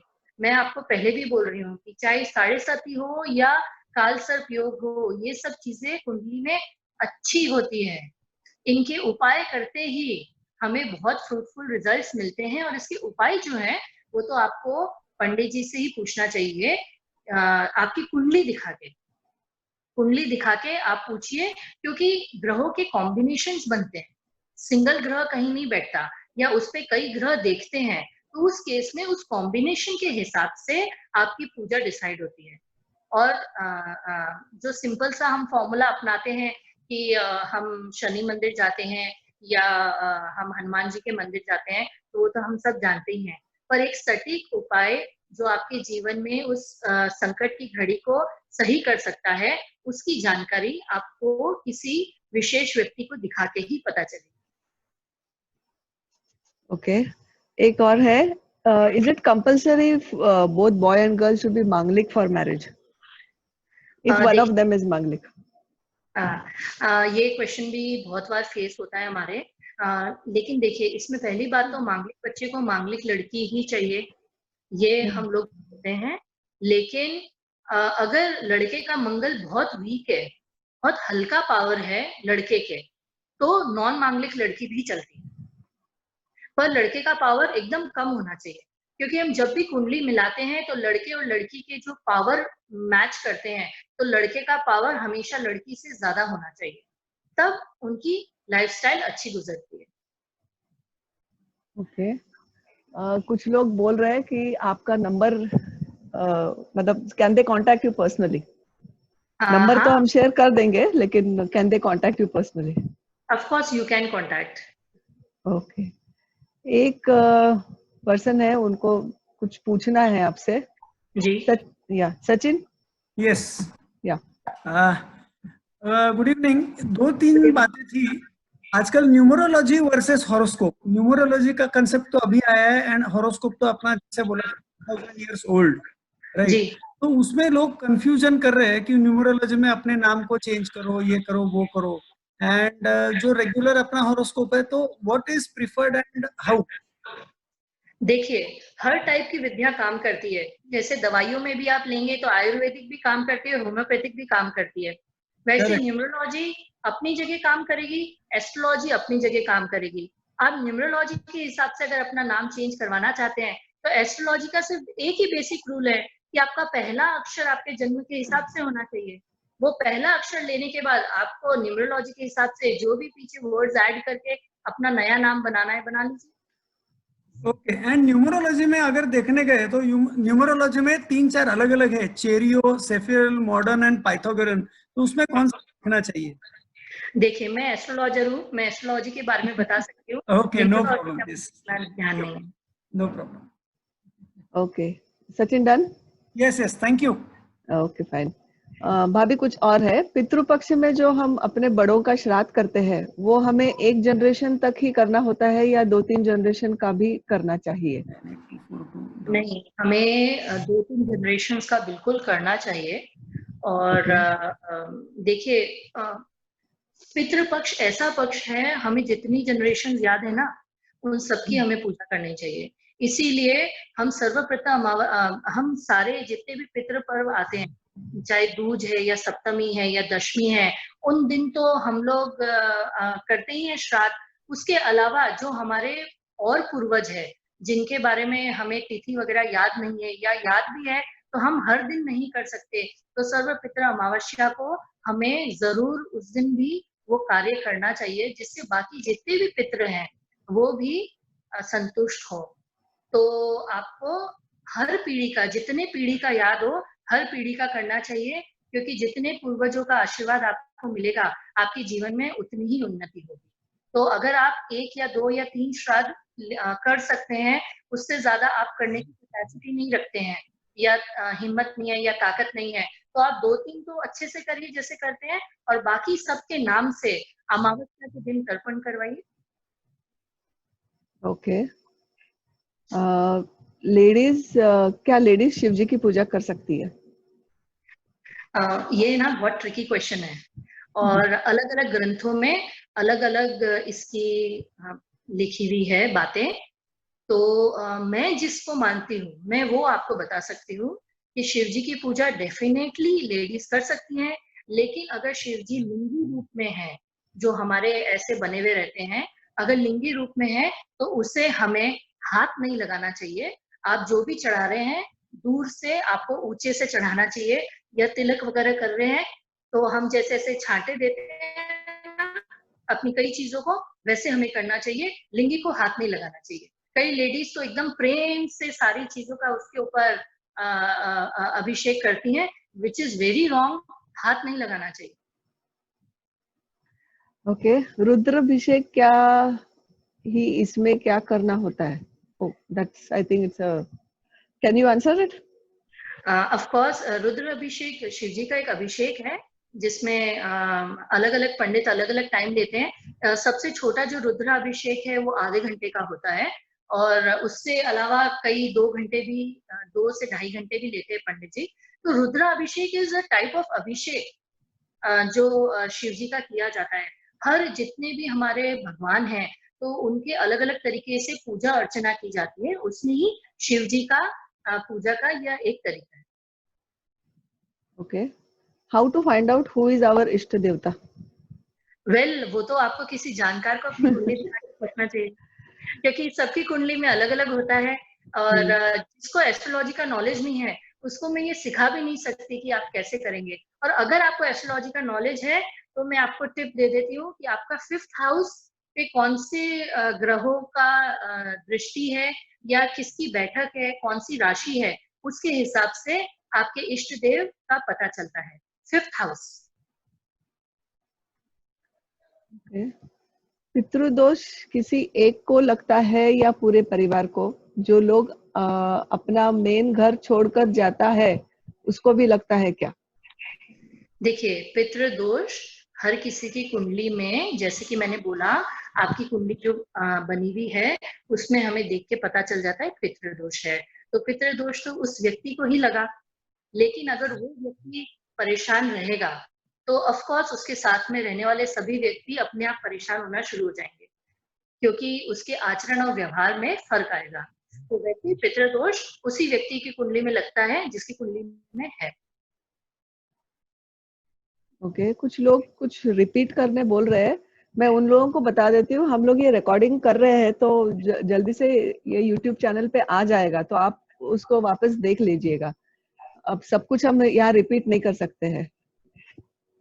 एंड पितृदोष होता है क्या? बिल्कुल होता है, पितृदोष होता है। इसीलिए जिनकी कुंडली में पितृदोष होता है उनके लिए ये जो श्राद्ध पक्ष है वो बहुत अच्छा समय होता है अपने पितृदोष की शांति के लिए। सभी पितरों को हमें श्राद्ध पक्ष में तर्पण देना चाहिए जिससे हमारे पितृदोष में कमी आए और पूजा पाठ कराने से हम पितृदोष को खत्म भी कर सकते हैं। घर में भी शिवलिंग रखते हैं तो उन्हें तो हाथ लगा सकते हैं? नहीं, देखिए, शिवलिंग तो शिवलिंग ही है। शिवलिंग का स्वरूप तो लिंगी वाला ही हुआ ना, तो हाथ नहीं लगा सकते। जेंट्स हाथ लगा सकते हैं, लेडीज हाथ नहीं लगा सकते। और घर में भी सिर्फ नर्मदेश्वर रख सकते हैं, ये आपको नॉलेज होना चाहिए। हर शिव जी को घर में नहीं रख सकते, जो नर्मदा से निकले हुए हैं ना उनको रखना सबसे शुभ होता है। ओके,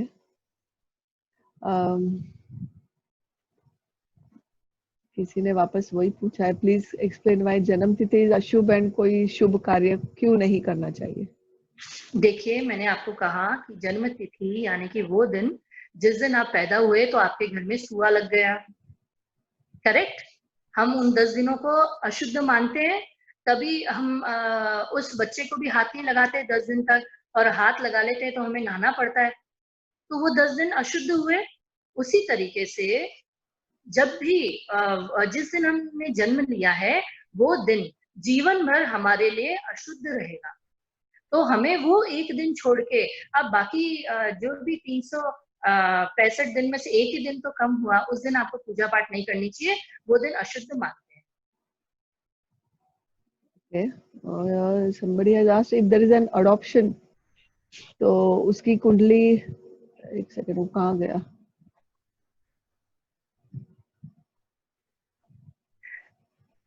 देखिए, अडॉप्शन के केस में क्या होता है ना, अगर आपके मन में बच्चे के प्रति कोई भी क्वेश्चन आंसर्स हो तो प्रश्न कुंडली से उसका जवाब मिल जाएगा।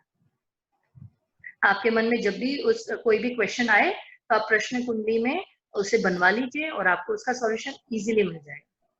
किसमें बनवा लीजिए? प्रश्न कुंडली। ओके, मैंने सेशन में बात की प्रश्न कुंडली के बारे में। प्रश्न कुंडली आपके प्रश्न पूछते, आप जैसे ही कोई प्रश्न पूछेंगे तो उस समय के ग्रह नक्षत्र के हिसाब से कुंडली बनाई जाती है जिसे प्रश्न कुंडली कहते हैं, और उसमें आपकी जो भी मन की क्वेश्चंस होते हैं, जिज्ञासा होती है, उसके अनुसार आपको जवाब दिया जाता है। आई गेस बहुत लोग कुछ कुछ पूछ रहे हैं कि किस पे क्या दान करना चाहिए। आई थिंक पीपल अगर आपको डायरेक्टली कांटेक्ट करे तो वो बेटर रहेगा। मैंने नंबर तो शेयर कर दिया है आपका जी। पर देखिए मैं एकदम क्लियरली बोल दूं, कुंडली देखे बिना आपको पता नहीं चल सकता कि आपकी कुंडली में क्या दोष है। तो आप जिसे भी मानते हैं, जिस भी पंडित को मानते हैं या जो भी इसका नॉलेज रखता है, जिनको आप मानते हैं, आपको उन्हें अपनी कुंडली दिखानी चाहिए और कुंडली दिखा के ही सॉल्यूशन पूछना चाहिए। आपकी राशि के अनुसार सनशाइन या मून साइन के हिसाब से कोई भी आपको कुछ नहीं बता सकता। ओके काफी लोगों ने हैंड्स रेज किए। आई एम नॉट श्योर उनको कुछ पूछना है। पर्सनल मैसेजेस आने शुरू हो गए हैं। हाँ just please give your timing. हाँ आपको कब कांटेक्ट कर सकते हैं वो टाइमिंग बता दीजिए आप। मैं नॉर्मली मेरा जो बिजनेस टाइम है कुंडली का वो 4 to 6 है, तो इसके बीच में आप मुझे कांटेक्ट कर सकते हैं। Okay okay. अच्छा one more question is there, यदि प्रेग्नेंट लेडीज ने अभी इस ग्रहण में क्या ध्यान रखना चाहिए, प्रिकॉशंस लेने चाहिए, प्रिकॉशंस क्या लेने चाहिए? ये तो आपके घर का कोई भी वृद्ध आपको बता सकता है कि प्रेग्नेंट लेडी है तो उसे नारियल रख के अपने पास बैठना है, और मेनली उसे बस यही करना है कि कोई भी काटने का काम नहीं करना चाहिए। काटने का या कोई भी चीज को 2 पार्ट में डिवाइड करे या सुई धागा का यूज नहीं करना चाहिए। कोई भी तीखी चीजों का यूज नहीं करना चाहिए, और हो सके तो जगना चाहिए ग्रहण काल में। पूरा सूतक काल नहीं, सिर्फ ग्रहण काल की बात है। ओके अच्छा, ये जो श्राद्ध का था, सब बच्चों को अलग श्राद्ध करना चाहिए क्या?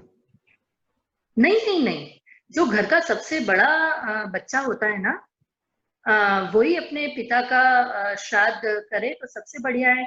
नहीं तो कोई भी एक लड़का अपने श्राद्ध करता है वो मान्य होता है। लेकिन आजकल जैसे अलग अलग रहते हैं, पिता का श्राद्ध होना चाहिए। या बट अभी जैसे अलग अलग रहते हैं तो इसलिए पूछा है कि दोनों ने करना चाहिए क्या? नहीं, ये जरूरी नहीं है कि सब करें, पर आप कर रहे हो तो आपके लिए अच्छा है ना, आपको आशीर्वाद मिलेगा। अगर आप जॉइंट में रहते हैं तो कोई एक करिए, अगर आप अलग अलग रहते हैं तो अलग अलग भी करा सकते हैं। जितना आप अपने बड़ों को खुश करेंगे वो आपके लिए अच्छा है। Okay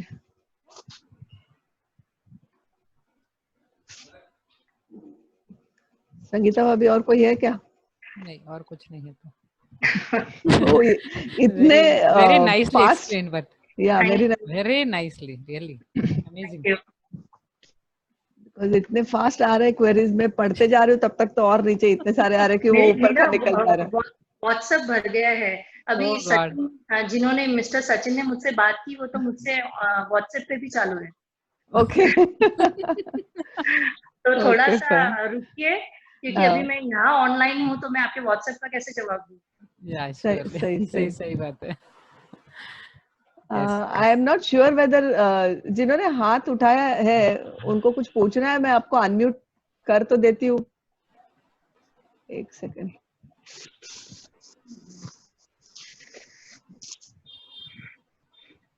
Chanchal Bhattad, she is my friend, उसको अनम्यूट मत करो, मैं उससे पर्सनली बात कर लूंगी। Okay fine. फिर मोनाली लड्ढा। ओके एक सेकंड, करूँ ना इनको? हाँ चंचल, मैं पर्सनली तेरे को कॉल करती हूँ। हाँ ओके मोनाली मोनाली लड्ढा। हाँ बोलिए। हाँ आपको कुछ पूछना है? नहीं, मुझे मेरे भाई की पर्सनली कुंडली उनको बतानी थी, तो मैं पर्सनली कांटेक्ट कर लूंगी उनके साथ। ओके फाइन, ठीक है। हाँ। फिर मीना जी कलंत्री, एक सेकंड।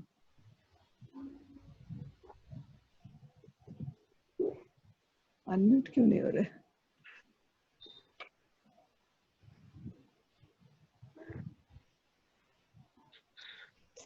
अच्छा, और एक क्वेश्चन है, was the COVID problem seen in astrology?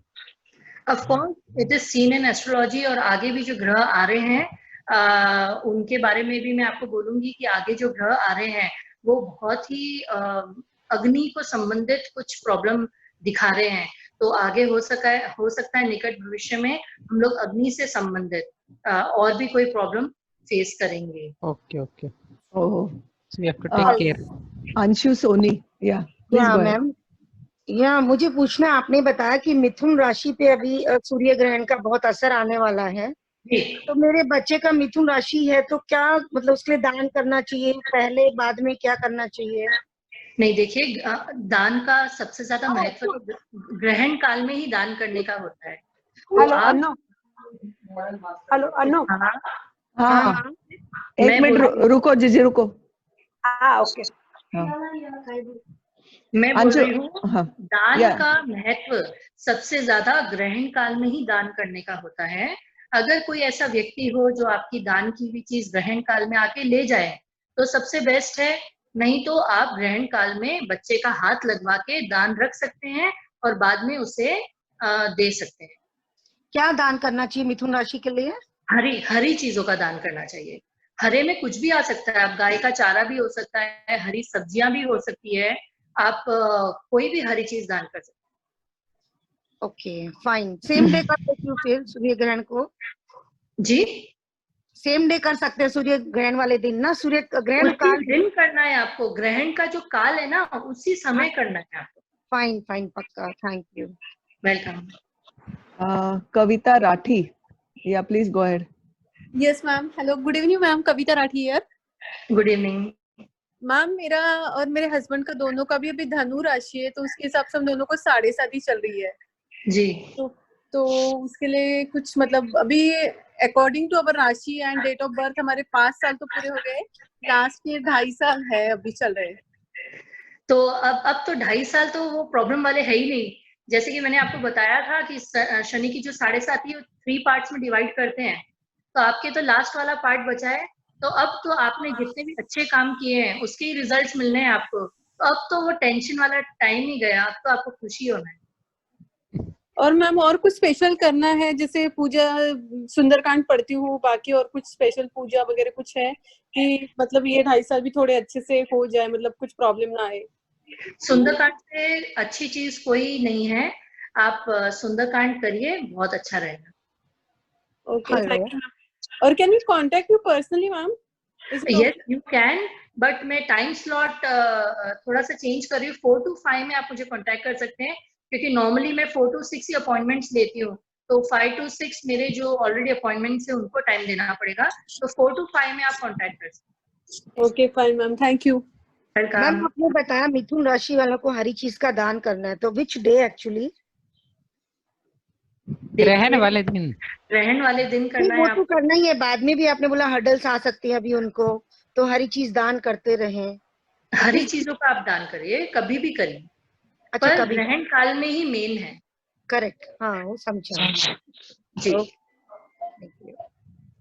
Okay, Savina, yes, your question. Nothing. तो आपने हाथ ऊपर क्यों किया फिर? ओके, अनगा बिरला।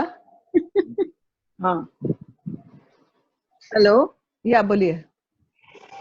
हाँ, मैं पूछ रही थी कि 7.5 लगी है, कैसे समझना चाहिए?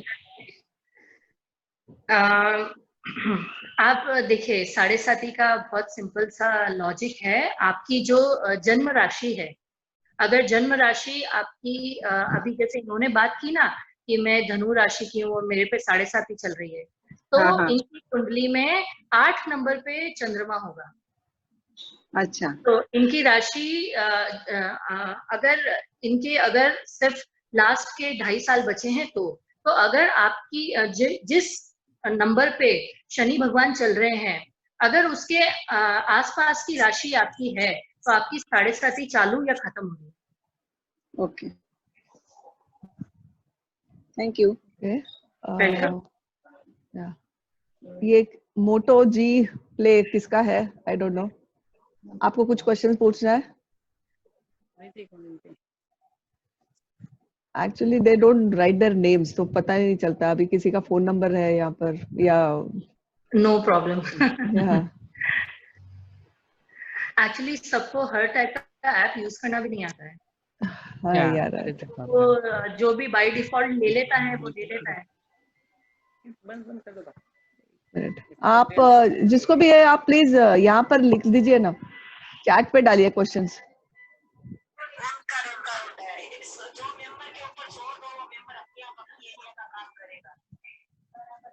हेलो,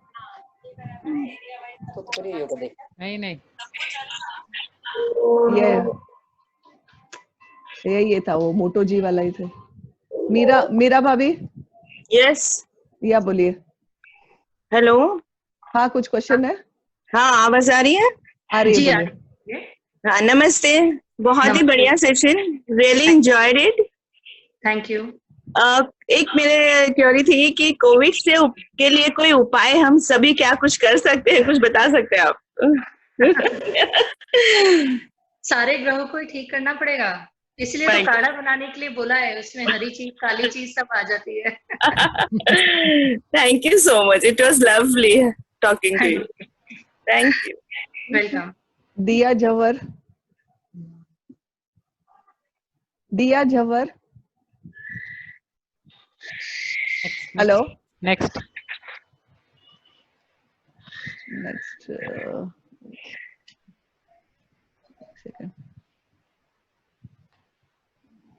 पूछना है कहीं? श्यामा आंटी। नहीं। हाथ रेज मत करो प्लीज, अगर किसी को कुछ पूछना नहीं है तो हाथ रेज मत करो। देयर आर कोमल राठी, नहीं आई गेस अभी हो गया, सबके हो गए शायद। 2 है बट नंबर्स ही है यार, मैं कॉल आउट भी कैसे करूं उनको?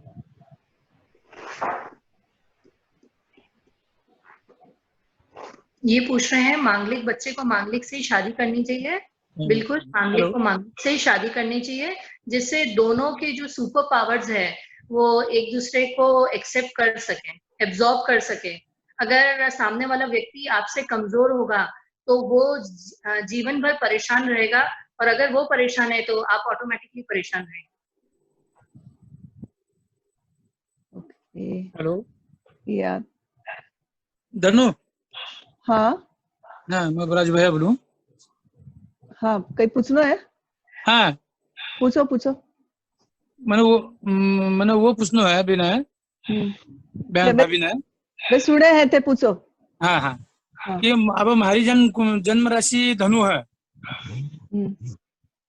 और अब चालू राशि तुला है नाव का हिसाब में, तो अगर मैं पूरा चालू राशि पर काम करूँ हूँ तो भी तकलीफ आवत है ना मैंने, तो विकास काय करू पा। ये बोल रहे हैं कि मैं इनकी राशि धनु है पर ये इनका बोलता नाम शायद तुला है। हाँ, चालू नाम तुला है। हाँ, और आप उसके हिसाब से काम करते हैं, तो आप अपना नाम देखिए। अगर तुला है तो आपको जरूर आपके बोलते हुए नाम से काम नहीं करना चाहिए, क्योंकि आप अगर खुद ध्यान देंगे ना तो तुला का स्वामी शुक्र है और धनु का स्वामी गुरु है, और दोनों एकदम परम शत्रु है। अच्छा। तो आपको काम करने में उतना मजा नहीं आ रहा है जितनी मेहनत आप कर रहे हैं। हो नहीं आ रहा है, जो भी काम करता हूँ उसमें डिस्टर्ब होता हूँ बार बार। नहीं, तो आपको अपने नक्षत्र के हिसाब से जो नाम है ना आपका, उसको प्रोप्राइटरशिप के नाम में डालना चाहिए। अच्छा, तो अभी तो सब तरफ मेरा नाम टीसी में वगैरह सब तरफ तो राधा किशन भाईती बोल के है, लेकिन मेरा चालू नाम भगवान, जन्म नाम जो है भगवान बोल के है जी। तो अभी चालू तो सब तरफ तो अभी चालू नाम से चलेगा ना? नहीं, पर चेंज करना पड़ेगा। अब आप अगर आपको उसके फ्रूटफुल रिजल्ट चाहिए तो आपको चेंज करना चाहिए, क्योंकि अगर 2 मित्र राशि भी होती ना तो मैं आपको बोलती इतनी जरूरत नहीं है, लेकिन ये दोनों तो एकदम शत्रु राशि है, तो आपको बिल्कुल भी मजा नहीं आएगा काम करने। अच्छा, तो अब उसके लिए क्या करना चाहिए अपने? भाई इसका जो भी लीगल प्रोसीजर है, एफिडेविट देना या जो भी है, या आप अपना प्रोप्राइटरशिप में नाम चेंज करके आपको काम करना चाहिए। अच्छा, ठीक है, ठीक, okay, thank you. Welcome. Okay, दिया झवर,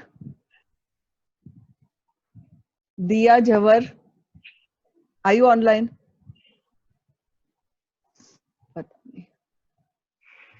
उन्होंने वापस हैंड रेज किया, मैंने उनको निकाल दिया था, लेकिन अभी फिर से नहीं है वो।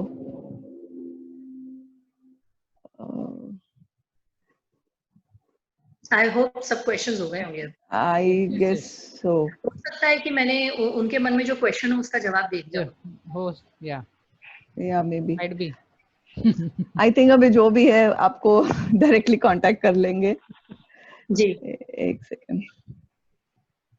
Very nice session. Thank you. Wonderful session. Yes, या वंडरफुल सेशन। Thank you. सब इंटरेस्टेड टॉपिक्स है ये तो सबका। और पीयर में लॉकडाउन में स्वागत करने के लिए बहुत बहुत धन्यवाद। Oh, so sweet of you. एक second. Hema Lahoti. Apurva is also talented and you both ननंद भोजाई एकदम रॉकिंग। सब मम्मी पापा का ध्यान रखा हुआ है। Yes yes. हाँ दनु। हाँ बोलो। बोलो ना। हाँ या बोलो। मैं सोहेमा लाहोटी, थाना की महिला समिति की ओर से कोमल तेरा बहुत बहुत धन्यवाद करती हूँ। आकाश में रहने वाले यह ग्रह तारे मनुष्य जीवन पर तो अपना प्रभाव डालते ही है। आज कोमल जी राठी ने ज्योतिष के बारे में हम सबको जो बहुमूल्य मार्गदर्शन किया है, उसके लिए हम सब उसके आभारी है। The hidden astrology tips will make your life easier and smoother. Starting from Ashwini Nakshatra all the way up to Revati Nakshatra and uncover the secret. Thank you very much, Komal. Excellent. Welcome. It was nice joining with you all. Thank you. Thank you. One more line, one more last sentence for you, Komal. The power of reading the horoscope and predicting their future is a unique job done by you. Thank you. Thank you so much. Thank you, Komal.